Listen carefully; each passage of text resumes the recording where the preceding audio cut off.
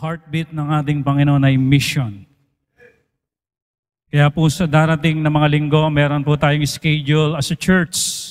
Magso-soul winning po tayo. Yan po yung sinasabi ng isang pastor na main thing, ang pagdadala ng kaluluwa. Dahil tayo ay bunga rin, may nagdala rin sa atin, kaya tayo narito sa church. Merong nag-win sa atin, may nagdala sa atin, may nag-imbita sa atin, may nagturo sa atin ng kaligtasan. Kaya tayo ngayon ay 100% sure of heaven. Dahil natanggap natin ang kaligtasan galing sa Panginoon. Wala nang ibang tagapagligtas kundi ang Panginoon. Ni minsan hindi naging tagapagligtas ang relihiyon. Ni minsan hindi naging tagapagligtas ang mabuting gawa. Ni minsan hindi naging tagapagligtas ang pagsunod sa mga utos. Dahil pagka tayo ay naligtas dahil tayo sunod ng sunod, tayo ay naging tagapagligtas dahil sa ating pagsunod. Kaya mga kapatid, isa lang po ang tagapagligtas na ipinapangaral ng simbahang ito, walang iba kundi ang Panginoong Jesucristo. Wala kang kailangang sundin ng mga sakramento. Hindi mo kailangan lumuhod, tapos malakad na kaluhod, papunta rito sa altar para ka maligtas. Dahil lahat ng hirap para sa ating salvation ay ginawa na ng Panginoon Jesucristo sa krus ng Kalbaryo. Tayo po ay dadako na sa atin pong pag-aaral. Ating pong pag-uusapan ngayon ay nandun pa rin kay David, from protecting to confirming, part number 2, dahil nung nakaraang linggo, ang atin pong natalakay lamang ay point number 1. Point number 1 is confirming David's faithfulness.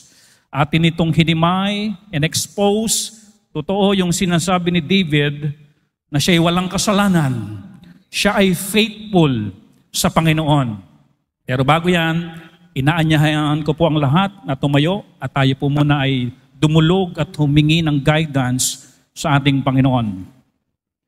Napansin ko, kapag talaga pala ikay nakaupo ng matagal, tapos may nagtuturo, nakakaantok nga pala talaga.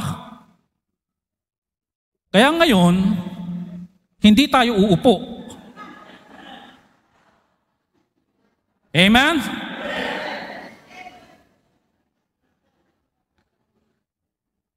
Ramdam ko kayo eh. At naisip ko kung ano solusyon. Amen? O, agree naman pala kayo eh. Lalo tayo pag-uusapan. Ama naming Diyos, salamat po. Kay buti niyo sa amin. Salamat Panginoon dahil may pagsamba. Dahil mayroon ding gabay kung papaano sumamba sa inyong dakilang pangalan. Patnubayan niyo kami minsan pa, Panginoon, sa aming pag-uusapan about David, sa buhay niya. Dalangin namin ng presensya ng Banal na Espiritu, manguna sa amin, gabayan kami, ipaunawa ang lalim ng inyong salita.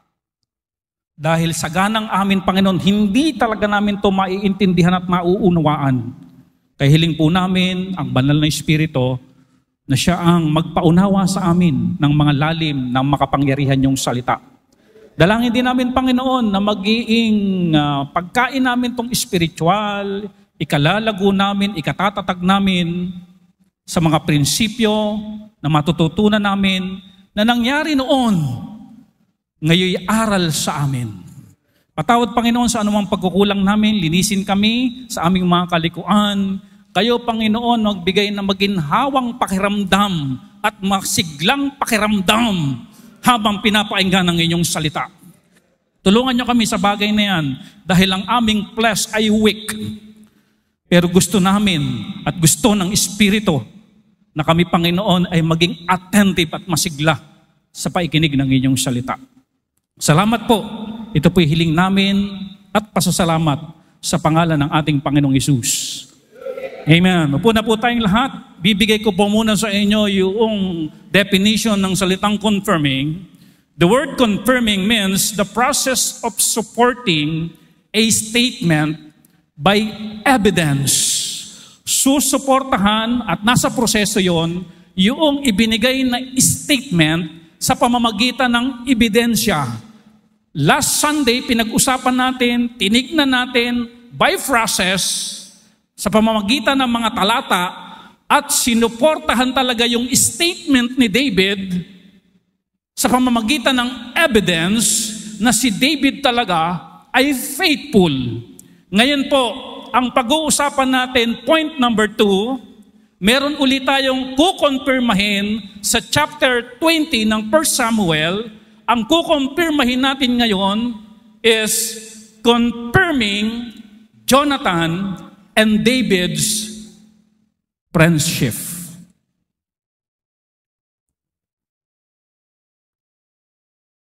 Kumbaga mga kapatid, titignan natin yung pagkakaibigan ni Jonathan at saka ni David. Ang kanila bang pagkakaibigan ay maayos? Ang kanila bang pagkakaibigan ay nais ng Diyos? Ang kanila bang pagkakaibigan ay kalooban ng Diyos? Ang kanila bang pagkakaibigan ay nalulugod ang Diyos? Ano bang klase na pagkakaibigan meron sila? At sila ba talaga ay magkaibigan? Yun po yung ating pag-uusapan. Meron tayong kasabihan.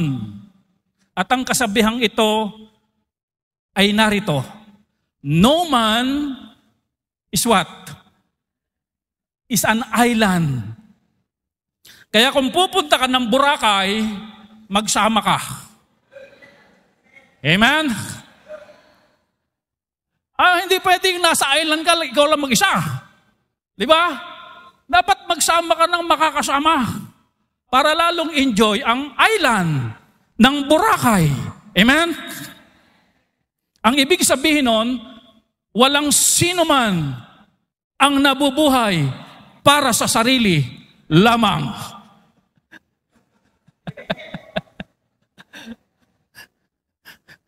Walang nabubuhay na mag-isa.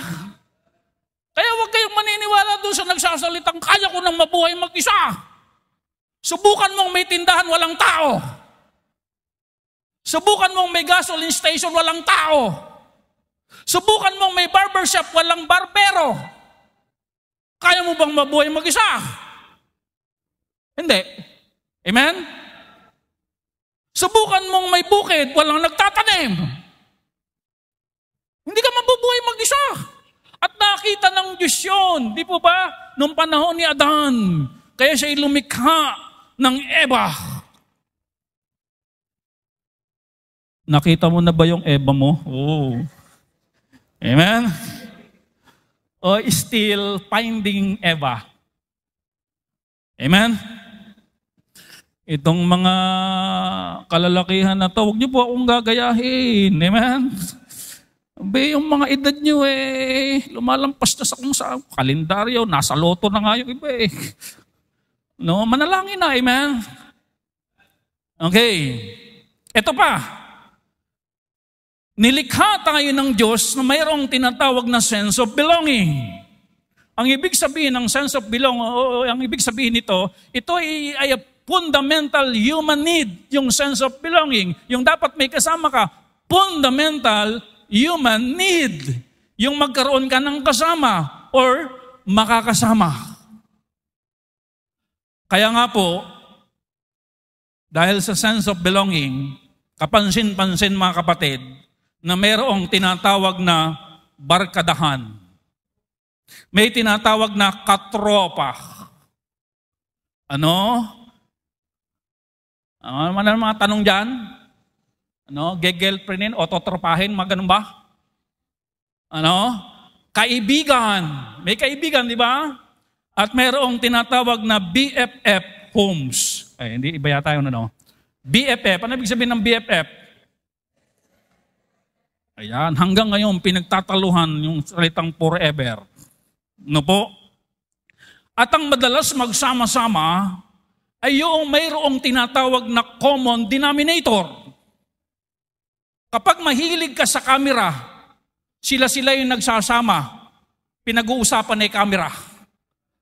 Mahilig sa basketball, sila-sila yung nagsasama, ang pinag-uusapan, si Chef Curry. Amen. Gold po ang US. Amen. Alam ko ang ilan sa inyo nanood at kung matutulog ka, bahala ka. Kasi alas 3 yata yun no? O hindi kayo nanood? Kasi hindi naman nagla-live din no? Okay. Kung sino ang mahilig sa basketball, sila yung nagsasama-sama. By the way, nandito uli yung mga magagaling na basketballista natin sa Aztec. Amen? O re-rest back daw mamaya.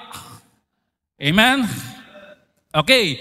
Yung mahilig sa volleyball, nagsasama-sama yung mahilig sa volleyball.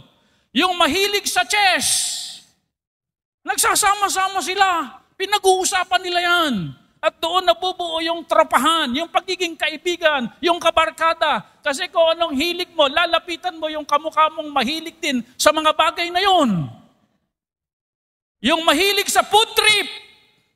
Ulitin ko, mahilig sa food trip.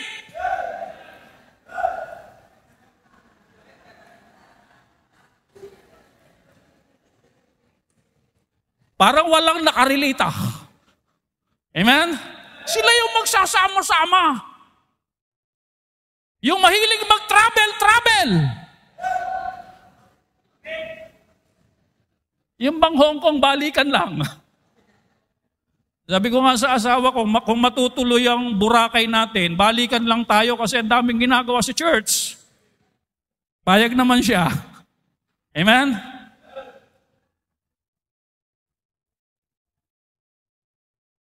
At panghuli, ang mahilig sa mga latest.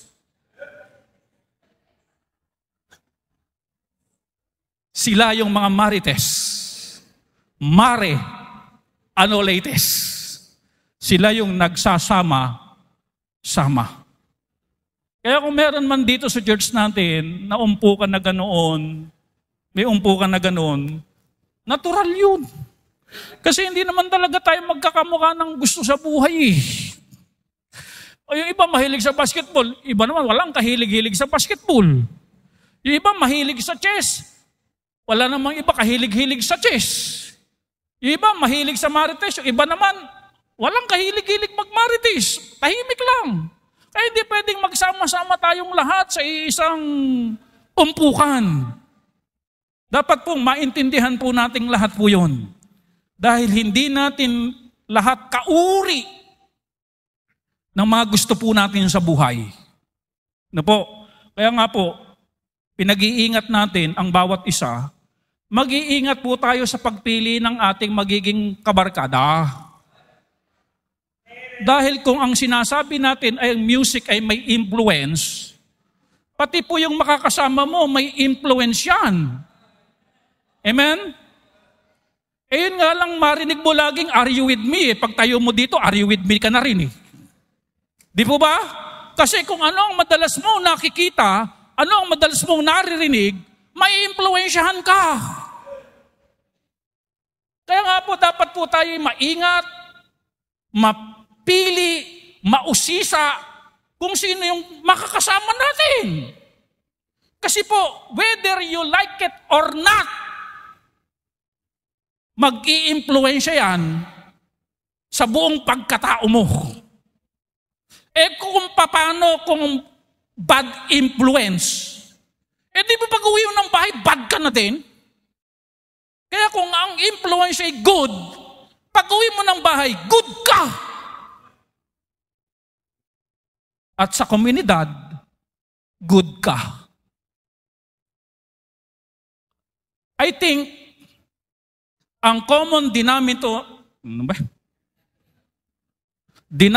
ni David at Jonathan, alam niyo kung ano? Una, pareho silang warrior.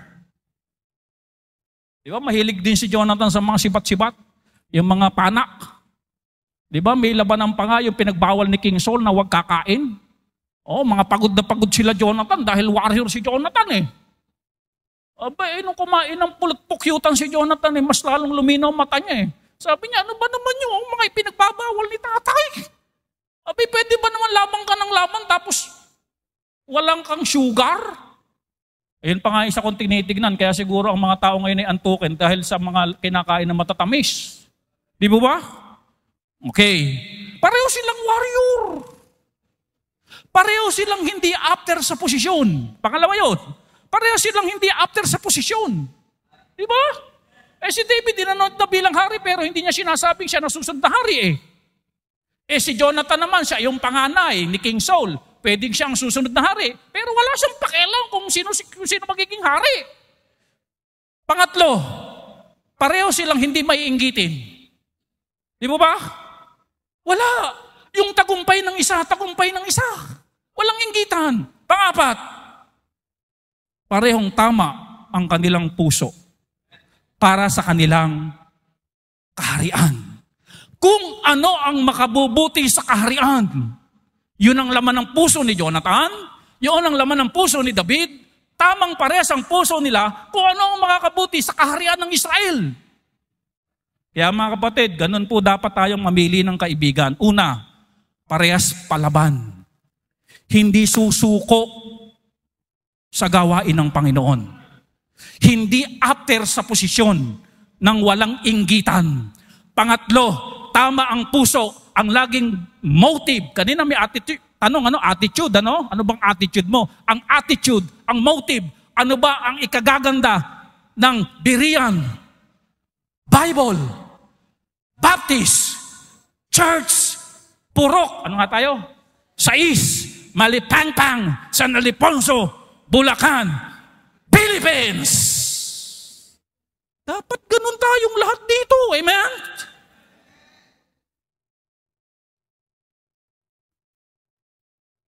Ay, buntes. Bibiyakin na po yan sa 15. Founding anniversary ng Bulacan. Tapos birthday pa ng kuya ko. Kaya Pero bago biyakin, kumanta pa. At pagkatapos biyakin, kakanta uli yan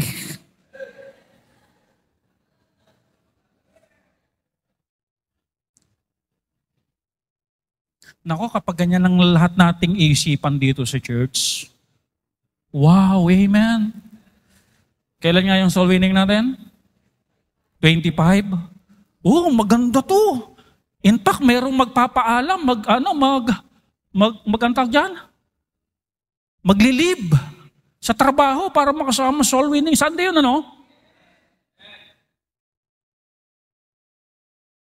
Pupunta tayo sa Alagaw. Okay ba yun? Amen? Kila Johnny's. Okay po ba yun? Amen? Pagkaganon mga kapatid, yung bang pareho silang tamang puso, kung ano ay kagaganda ng kaharian, ganun silang dalawa, di ba? Kaya silang magkasama. Hindi nila kang masyadong, di ba si King Saul, hindi naman ganun ang motive. Kaya si David at si Jonathan nagkakaintindihan. Why? Parehas tama yung kanilang puso. Para sa kanilang kaharian. Kung ganyan po ang magiging puso ng bawat isa ng miyembro ng church, sasabihin natin, wow, kay gandang pagmasdan, amen, ang nagkakaisa. Ano sa English yon? How beauty, yung unity? In unity. Amen? Praise the Lord. Okay. Going back to 1 Samuel chapter 20, verse number 1, pero bago natin basahin yan, ibibigay ko muna ang puntos. Letter A. Ito yung karakteristik o yung magandang katangian ng pagkakaibigan. Sabihin nyo nga po, magandang pagkakaibigan. Whether you like it or not, mga kapatid, talagang kailangan natin ang bawat isa. At kadalasan, bihira sa tao na walang kaibigan. O, taas ang kamay. Sino sa inyo walang kaibigan? O wala, lahat tayo may kaibigan tayo. Ako po ang best friend ko, si Joel, na nasa Marikina. Nako, talaga kapag binabahayan, i-share ko lang sa inyo dahil, hindi para magyabang o ano pa man. Pag binabahayan, mga kapatid, talagang isang chat lang. Bigyan sa akin, Pastor B, nabaha kami. Kailangan namin ng tulong. Walang kaabog-abog. Sasabihin ko sa kanya, pagpipray kita. Amen? O di, kung ano meron, di ba? Padala. Amen? Okay, ito yung magandang katangian ng pagkakaibigan. Una, ang tunay na kaibigan o magandang pagkakaibigan, laging nandyan, lalo na sa panahon, alam nyo na kasunod, panahon ng kailangan, kagipitan. Oh, di ba? Ay talaga naman mga kapatid, pag ganyan ang kaibigan mo, lalo na sa panahon ng kagipitan at pangangailangan, abay talagang mamahalin mo ang kaibigang yan. Oh, tignan niyo po ito. Verse number 1. Yung binasa natin nung nakaraang linggo. Kaya talaga kapag expository preaching, ang daming lumalabas ng mga prinsipyo. Talagang expository preaching is a biblical preaching. Hindi ito yung ako pinatatama, hindi ganun. Dahil nasa kwento ang aral. Oh, ano sabi? Verse 1. And David fled from Naioth in Ramah and came. Ito yung dangerous move na ginawa ni David, di ba? Pumunta pa doon kung saan hinahunting na nga siya nung hari. Yung tatay ni Jonathan, pumunta pa doon. Bakit may kumpiyansa si David na pumunta? Dahil nandoon, sino po? Si Jonathan! Came and said before Jonathan. Nung paglapit ni David, na itong David na ito'y problemado sa kanyang buhay, meron siyang kailangan, nasa kagipitan siya, nung pinuntahan niya si Jonathan. Jonathan, sabi niya ganon. Anong sabi ni Jonathan? Present.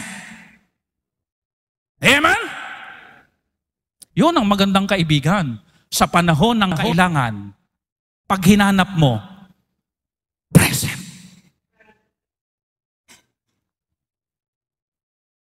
Nandun si Jonathan. Available. Hindi sinabi ni Jonathan, busy me. Nung alaman nung friend mo na may problema ka, abay hindi na sinisin ang chat mo. Delikadong kaibigan yan. Are you listening? Dapat po, diba, ito yung magandang katangian ng pagkakaibigan. Hindi lang sa panahon na masaya. Hindi lang sa panahon na may pera. Hindi lang sa panahon na kayo ay malusog. Hindi lang sa panahon na kayo ay magkasamang naglalakbay at librihan kayo ng librihan. Amen? Paano kung dumating na yung nanlilibre sa iyo ay wala ng panlibre? Kaibigan mo pa rin ba siya? O ikaw naman ang manglilibre o sabi mo wala ka rin. Ganoon, are you listening? Ang magandang klase ng pagkakaibigan, nariyaan, lalo na sa panahon ng kagipitan. Pagka ganyan kapatid ang kaibigan mo, i-treasure mo siya. Magandang relasyon ng pagkakaibigan yung ganon. Yung nandyan siya, na kapag lalo na mabigat yung problema mo, yung sabihin, sige, iyak mo lang yan. Iyak mo lang yan.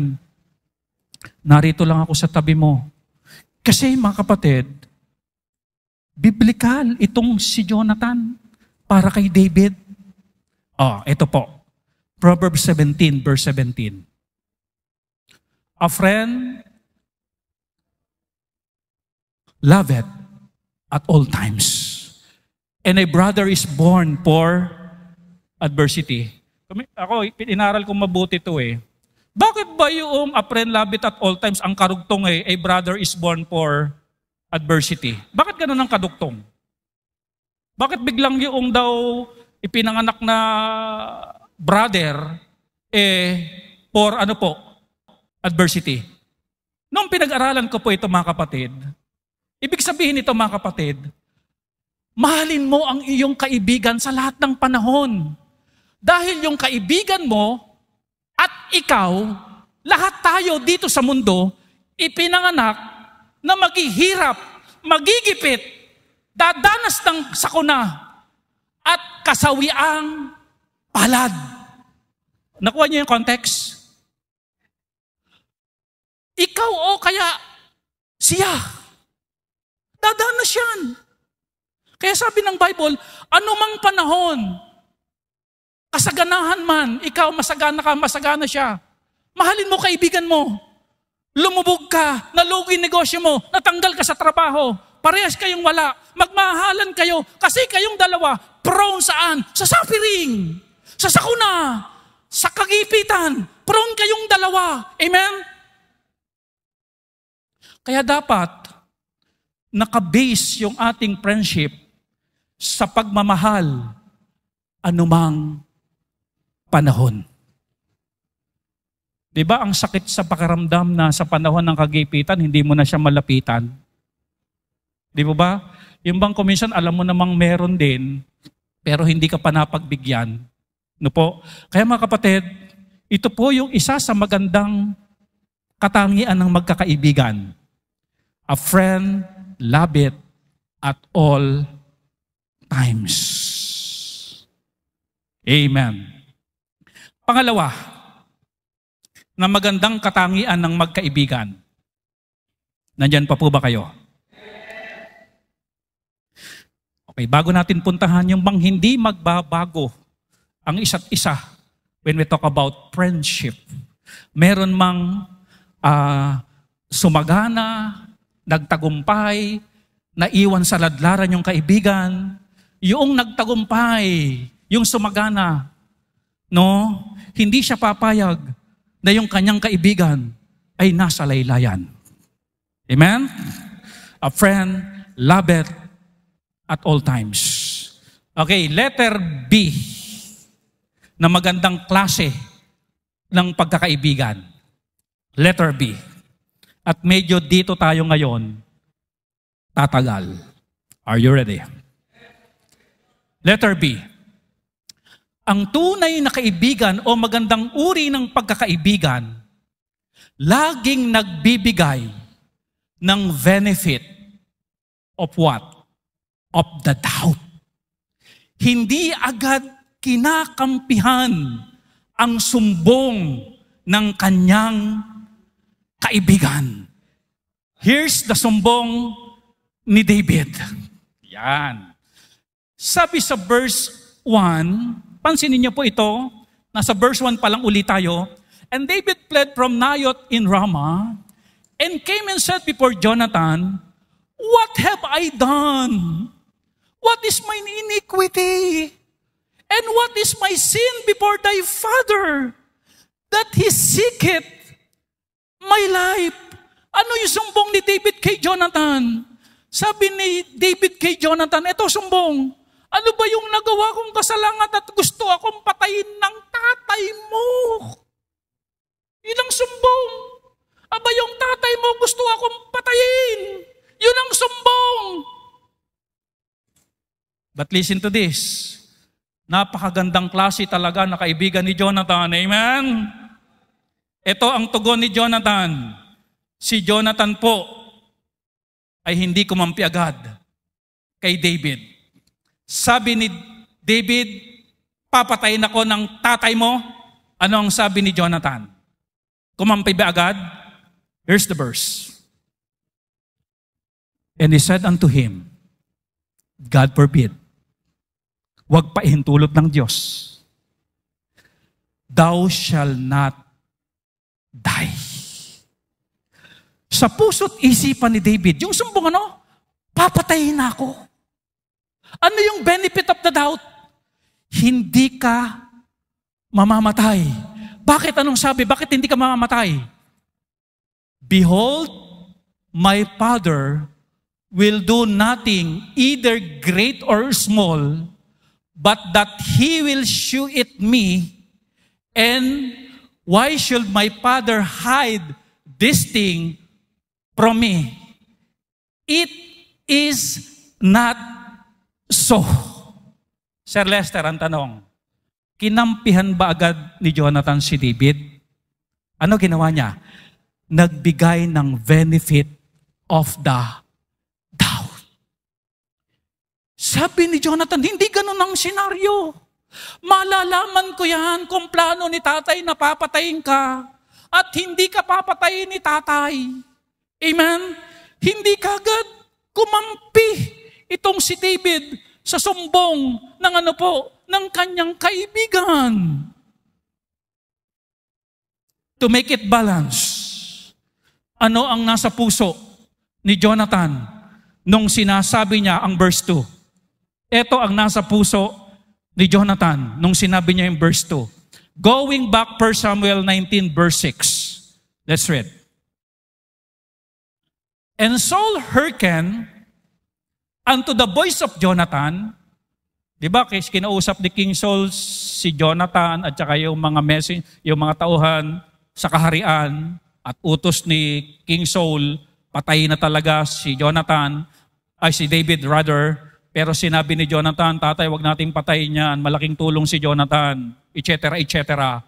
Kaya verse number 6, and Saul hearkened unto the voice of Jonathan. Pinakinggan na wag papatayin. And Saul what?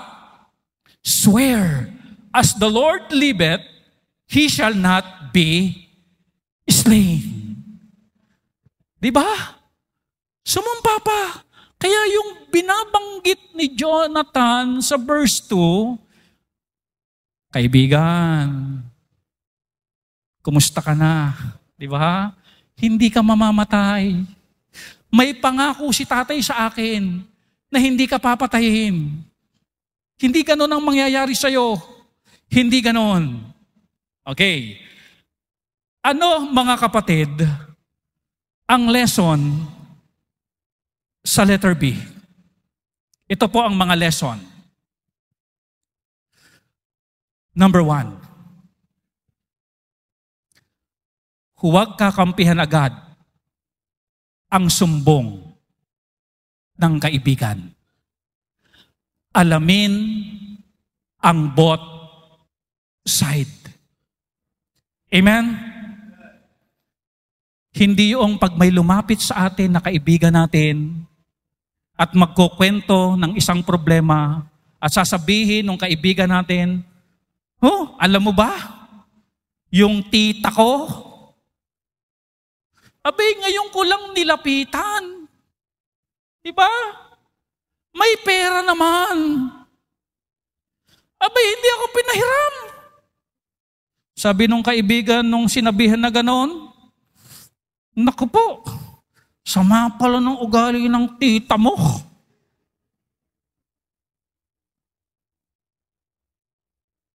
May kaibigan ba kayong ganon?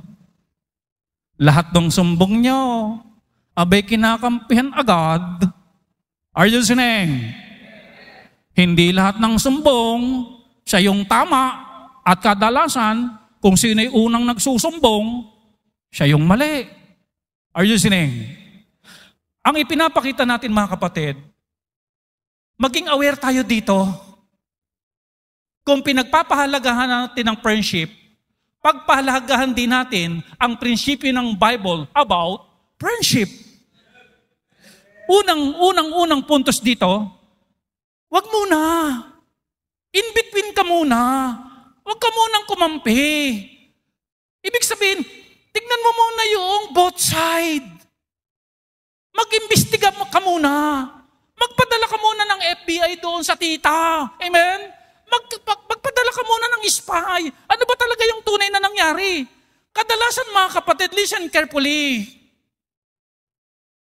Baka yung tita, nung nagsusumbong sa iyong kaibigan, abay kababayad lang ng bills, ng tubig, ng bahay, ng kuryente, ng credit card na 15, ng motor, kakabili lang ng lote. Amen? Kakauwi lang galing ng Boracay. Abay, wala talagang pera.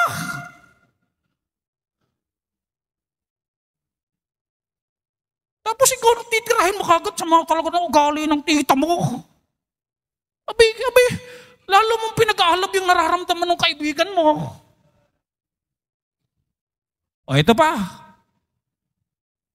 Dahil kadalasan, totoo ito, malaki ang pumapasok na pera, malaki din ang lumalabas na bayarin. O, sino sasang-ayon sa akin dito?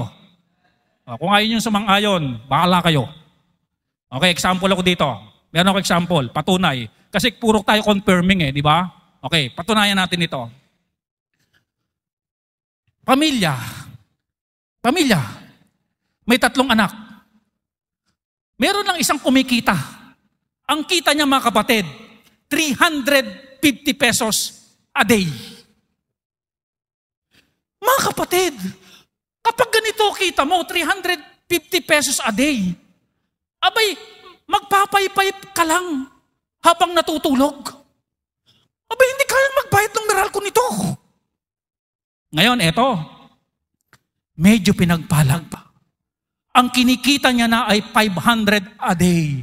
Siyempre, mga kapatid, kumikita na 500 pesos a day, medyo magpaplano na ito na bumili ng electric fan na walang takip.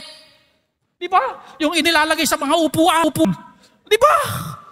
Abay, siyempre, alam mo, ganun. Okay niya, kung minsan paplanuhin niya yung nasa palengke. Di ba, yung may solo pen, pag alis ng mga namamalengke. Di ba?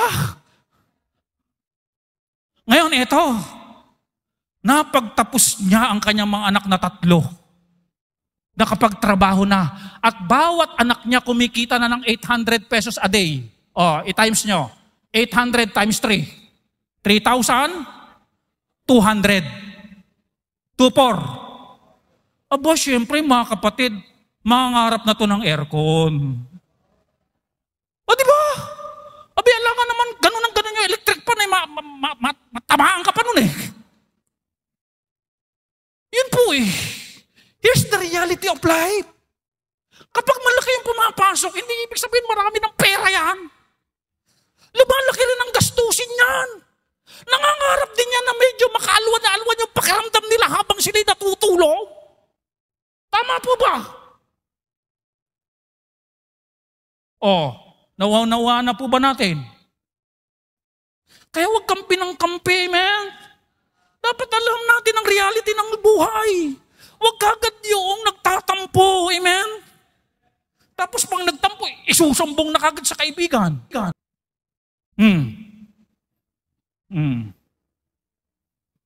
Marami pong bayarin. Siyempre, nangangarap din niya kumain ng Jollibee. Nangangarap din niya kumisan mag-McDo. At nangangarap din niya kumisan magkape. Amen? Sa bundok. Pero mga kapatid, siyempre naman, huwag natin kakalimutan, dapat wise spender tayo. I-priority ang dapat i-priority ng mga bayarin. Lalo na sa gawain ng Panginoon.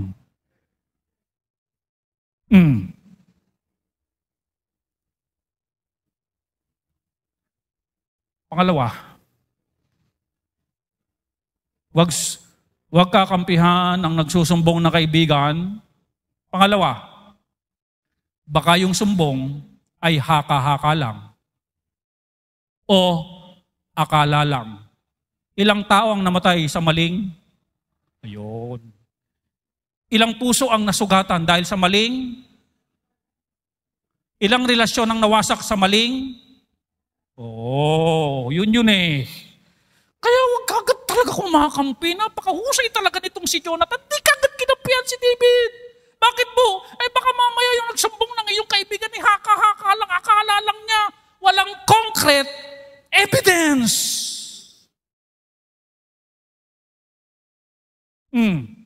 Ito talata. Proverbs 18 verse 13. Ganda nito. Sabi dito, he that answereth a matter before he heareth it. Yung banat ng banat. Sama-sama talaga, gali ng tita mo, misak ka lang nalapit. Ano tawag ng Bible dito? It is what? Folly and shame unto him. Di po ba? Ngayon, di ba? Yung pag sinabing poli, kamangmangan eh. Tapos kahihiyan. Ngayon, itong nilapitan na kaibigan na ito na masama yung tita, sama talaga ng tita mo, bumanat ka kagad ng ganon. Ngayon, ang mabalitaan mo, yung tita pala. Are you listening? May cancer pala. Na nag-iipon ng pera para kanyang panggamot. E di napahiya ka pa ngayon. Kasi hindi ka kagad nag-imbestiga eh. Hindi mo makagad tinimbang kung sino talaga ang tama o mali. Huwag kagad kakampi. Baka ang sumbong haka-haka lamang. Sabihin nyo nga po, haka-haka lang. New Zealand ba yon yung gumaganon? Ano tawag doon? Haka! Haka! Ganun yun no? Haka!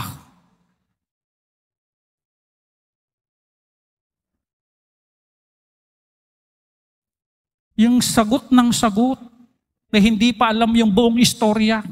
Yung kampi ng kampi, hindi pa alam ang buong istorya. It is folly, sabi ng Bible, and shame unto him. Alam nyo, nung sumagot si Jonathan, na hindi ka mamamatay, hindi haka-haka ni Jonathan yun eh. Narinig niya mismo kay King Saul, sumumpa pa, hindi ka papatayin ni tatay. Amen? Okay. Kaya huwag kagad kumakampi sa sumbong ng kaibigan. Pangalawa o pangatlo, huwag agad kakampihan ng nagsusumbong na kaibigan. Pangatlo, baka yung sumbong, pakiramdam lang niya. Yung bang, hindi sa lahat ng pagkakataon mga kapatid, tama ang pakiramdam. Yung bang pakiramdam ko kasi hindi siya tapat sa akin. Pag siya'y nag-CCR, dala-dala cellphone. Di po ba? Yung, ganun yung ginagawa ng asawa mo. Pagkatapos mong bilihan ng sapatos, no? Na umiilaw. Tapos tumutunog pa, kokok, kokok, kokok. Ganyan pa ginawa sa'yo. Mukhang niloloko ka. Oo nga pa rin eh. Yun ang pakiramdam ko eh. Malakas talaga kutob ko. Yung pa yung mga malalakas na kutob na yan eh. Kinukutuban talaga. Iba talaga kutob ko pa rin eh. Abay, pag nagsisiyar dala-dala cellphone. Nung pala mga kapatid, kaya dala-dala yung cellphone. Amen? Tinitignan kung nasa na yung order ng Lazada. Kung out for delivery na. Nung pala, ibinili yung misis niya. Amen? Ng iPad Pro 13. Isinisikreto. Wag mag-expect ha. Example lang ito.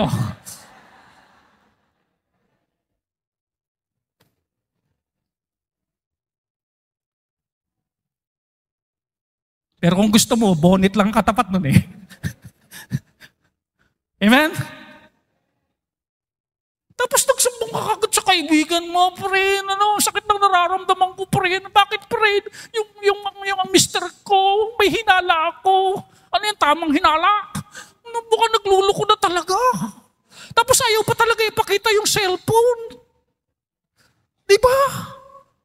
Binago pa friend yung password.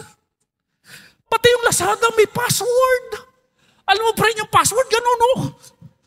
Paano ko mabubuksan yung friend?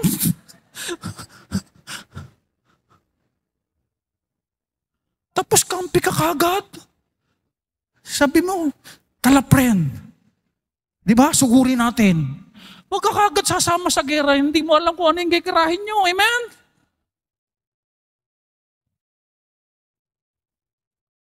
Ano nakalagay sa Bible? Tama ba lahat ang nararamdaman ng pakiramdam ng tao? Maninira pa tayo ng relasyon yan kapag kampi tayo ng kampi, di po ba? Jeremiah 17:9. Marahil sa inyo, hindi nyo alam to. Jeremiah 17 verse 9. The heart is what? Deceitful above all things. And desperately wicked. Alam nyo ba to? Who can know it? Deceitful yan, madaya yan. Kaya wag laging kapag ang sumbong lang ay base lang sa tamang hinala, yung mga hinala lang, yung pakiramdam lang. Siguro nagtatampo sa akin yun, hindi ako kinamayan. Siguro may galit sa akin yun, hindi ako pinansin. Baka kumisan hindi namamansin dahil ang bigat-bigat ng problemang tinatalak. Amen? Huwag kagad nagkukonclude, amen? Tapos isusumbong mo kagad, alam mo pre, may sama siguro ng loob sa akin yun. Hindi ako kinamayan, hindi ako tinignan.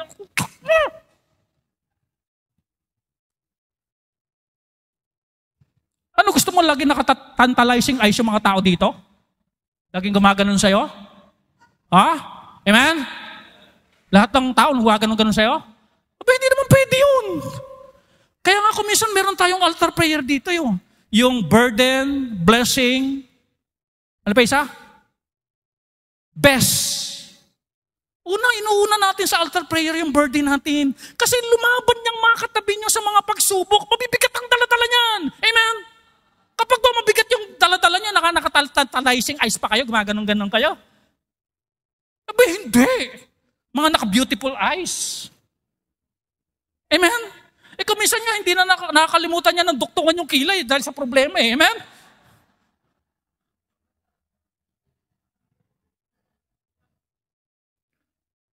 Tapos magre-react ka kagad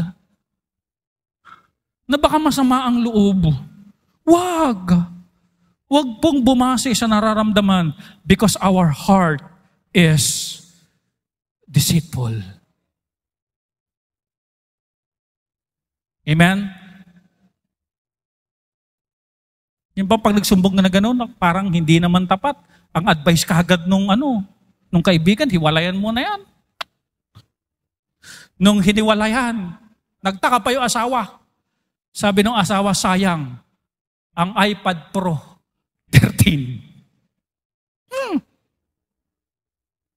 Okay. Pangapat, huwag agad kakampihan ng nagsusumbong na kaibigan. Baka yung sumbong, misinterpretation lang. Okay, listen to this. Mag-ingat sa paggamit ng social media. Dahil nandiyan ang isang damakmak na misinterpretation. Are you agree?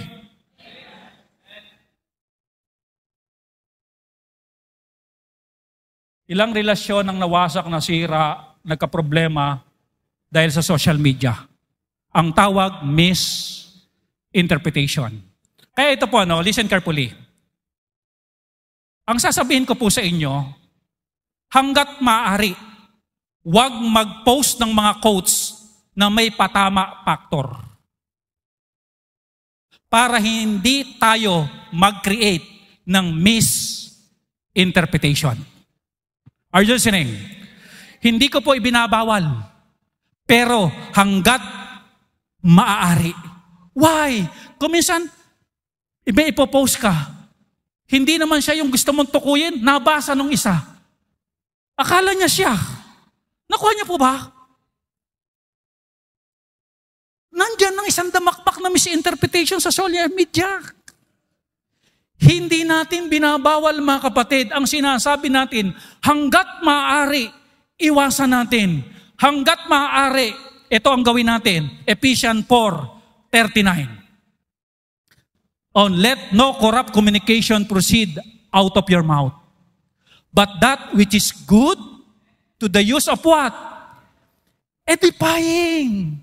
Yan ang magandang i-post, that it may minister grace unto what?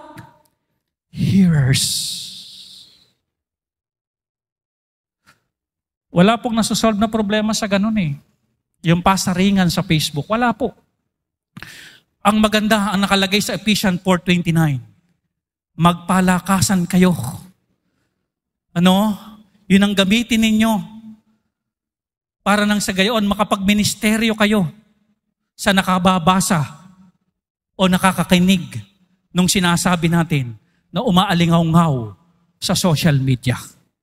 Amen? Huwag mag-create ng misinterpretation. Huwag pong mag-create. Okay. Kuminsan, lalo na mga tao, mga pagod sa trabaho, kanya-kanya ng problema. Kuminsan, ang nagiging libangan talaga ng mga tao, yung kumalikot ng cellphone talaga. Abe, nag-post ka ngayon ng mga encouraging word, devotional. Wow, sabi niya, salamat, may message na ganito. Salamat, may mga quotes na ganito. Abay, nakapagpalakas ka pa sa mga nanghihimagod at nanghihina ang pananampalataya. Sisikla sila. Amen? Sabi ka nun, hindi corrupt communication. Hindi yung pagsisimula ng mga misinterpretation. Amen? But that which is good to the use of edifying, that it may minister grace unto the hearers. No po? Again, church, kuminsan sa gesture, pwede nating ma-misinterpret ang tao. Kuminsan sa pagsasalita, mayroong double meaning. Pwede nating ma-misinterpret ang tao. At kapag ganoon, ang interpretation natin ay pangit, ang gagawin, isusumbong agad sa kaibigan. Huwag makinig agad sa sumbong. Baka mamaya, misinterpretation. Amen? Tanong ngayon, nagagabayan po ba tayo? Sa tamang approach sa mga nagsusumbong. Nagagabayan po ba tayo? Tama po ba ito? Tama ito. Okay. Nang sa ganyan mga kapatid, yung pagkakaibigan natin, hindi kasi mawala yan ay maging kanais-nais at glorifying sa harapan ng Diyos. Because there's a lot of misinterpretation lang ang dahilan. Amen? Kaya nagka-problema. Panglima, huwag agad kakampihan ng nagsusumbong na kaibigan. Baka yung sumbong driven by hatred lang. Yung bang, galit ako sa kanya, therefore friend, magalit ka rin sa kanya.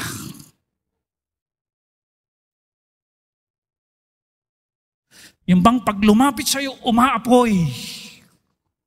100% umaapoy. Kulay dilaw ang apoy. Nagiging orange. Hanggang maging pula ang mga mata.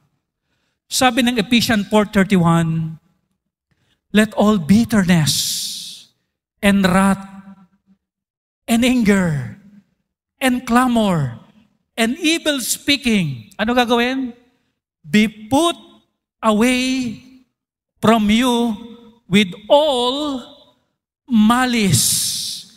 Put away from you. Ako bilang kaibigan, nagagalit ako. Ako naman ang kaibigan mo, hindi naman ako galit. Amen? I-encourage kita, kaibigan, in the light of the scripture, ang sabi ng Bible, put away anger, kaibigan.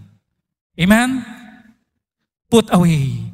Ako ang magre-remind sa'yo, kaibigan, baka kaya mo yan nasasabi, dahil galit ka sa tao, kalma lang. Sabi ng Bible, tanggalin yan sa iyong buhay. Amen? Hindi yung, ganun ba? Ganun ba ang ginawa sa'yo? Alika, sasamahan kita. Salakayin natin. Tawagin pa natin yung iba nating katropa. Rest back tayo.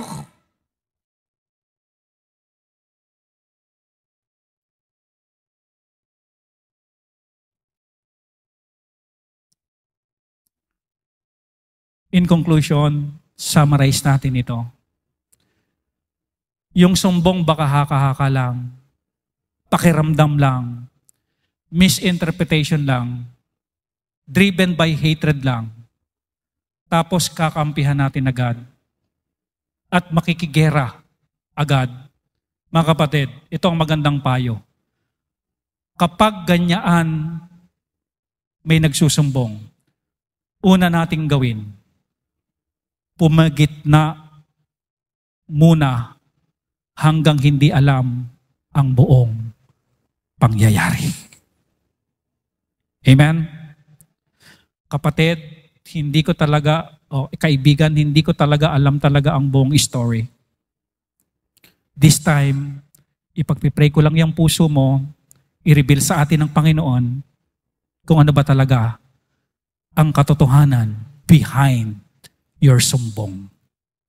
Amen po ba doon?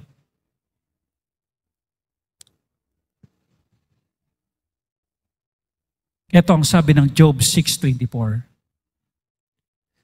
Teach me, and I withhold my tongue. Hold mo na, and cause me to what? To understand. Di ba yung sinasabi ko sa Bible principle? And cause me to understand. Yung sumbong mo medyo mabigat, pero teka lang. Hindi mo na ako magsasalita. Hanggang sa aking maunawaan, wherein and have erred. Hanggang sa ano po, malaman ko ang katotohanan. E di ngayon, uuwi tayo ngayon dito, aalis tayo, na balot ng prinsipyo ng salita ng Diyos. Ngayon, aware tayo na kapag meron sa ating magsusumbong, alam na natin kung ano yung mga hakbangin na dapat gawin. Amen? Well, hindi naman talaga tayo perfect. Pwedeng nagkamali tayo. But this time, tayo ay yakap, tayo ay puno ng prinsipyo dealing sa mga sumbong ng ating kaibigan. Okay? Ang tunay na kaibigan, laging nariyan. Ang tunay na kaibigan, nagbibigay ng benefit of the doubt, hindi kagad kumakampi.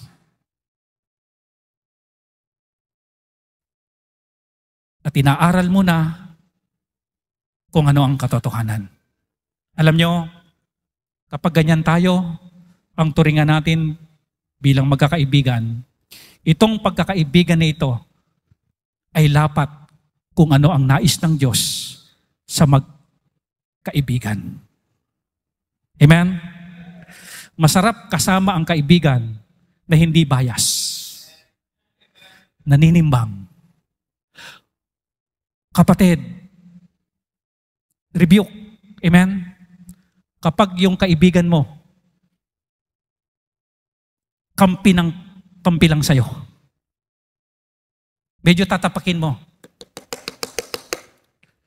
Huwag kampi ng kampi. Dapat alamin din ang katotohanan. Amen? Mapapahamak tayo niyan. Ganun po ang ginawa ni Jonathan sa sumbong ni David. Dito po tayo magwawakas. I hope and I pray, again, lalabas tayo dito. Bessie. Amen? Equipped with the principle of God's Word concerning friendship. O best friend. No. Best friend. Best friend.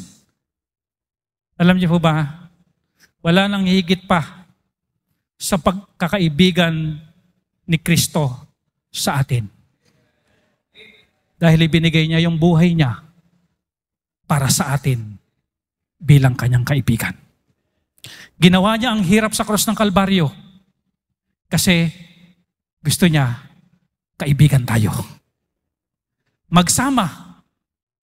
Hindi lang dito sa lupa, hanggang langit. Kung pagtitiwalaan mo yung pinakamahusay na kaibigan na nabuhay dito sa mundo, ito'y walang iba kundi ang Panginoon sa Kristo na kanyang inalay ang kanyang buhay para sa atin. At ginawa niya yon na may pag-ibig, pagmamahal, bagamat isang damakmak ang ating pagkukulang sa Kanya, kaya niya itong patawarin at ipagkaloob sa atin ang maalwal na buhay sa langit. Yun ay kung pagtitiwalaan mo yung tunay at pinaka-best among the best na kaibigan, walang iba kundi ang Panginoong Jesucristo. Tayo tayong lahat, tayo manalangin. Ama naming Diyos, salamat sa inyong salita. Ito yung klase ng pagkakaibigan na nais mo. Pagkakaibigan, Panginoon, na kung saan nalulugod kayo. Hindi perfect kami bilang tao. At kung paano kami makituring sa aming mga kaibigan. But this time, Lord, thank you for your teaching, to your preaching. We're so now equipped. Principles concerning friendship. Kaya Panginoon, basbasan mo ang aming kaibigan, ang aming mga barkadahan, ang aming pagkakaibigan. Tulungan niyo kami, Panginoon, na maging aware sa tinatawag na sumbong. Maging matalino kami ngayon at i-apply namin ang mga prinsipyong ito na itinuro niyo ngayong umaga. Come on, kung ikaw ay may kaibigan, you pray to the Lord. Ipanalangin mo ang iyong kaibigan. Ipanalangin mo ang iyong sarili. Masarap, mga kapatid, na yung pagkakaibigan, yung friendship, binibless ni Lord. Pinagpapala ni Lord. Pinapaunlad ni Lord. Ginagabayan ng Panginoon. At binibigyan ng guidance at wisdom ng Panginoon. Ganyang pagkakaibigan, ang magandang pagkakaibigan na makita sa buhay ng mananampalataya. Sa panahon ng kailangan, nariyaan. Kung meron kayong kaibigan na ganyan, ipagpasalamat nyo sa Diyos. Kung meron kayong kaibigan na hindi bias, ipagpasalamat nyo sa Diyos. Kung meron kayong kaibigan na pag nagsumbong kayo, hindi kagad kayo kinakampihan, ipagpasalamat sa Diyos. Huwag kayong mainis. Huwag kayong magalit sa Kanya. Tama ang Kanyang ginagawa.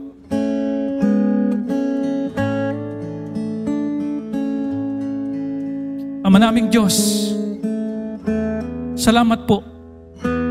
Kuminsan po ang aming kaibigan, ang aming nanay, ang aming tatay, ang aming kapatid. Salamat sa inyong pagtutuwid. Pagpalain po ang bawat isa sa amin na may kanya-kanyang kaibigan. In Jesus' name we pray. Amen.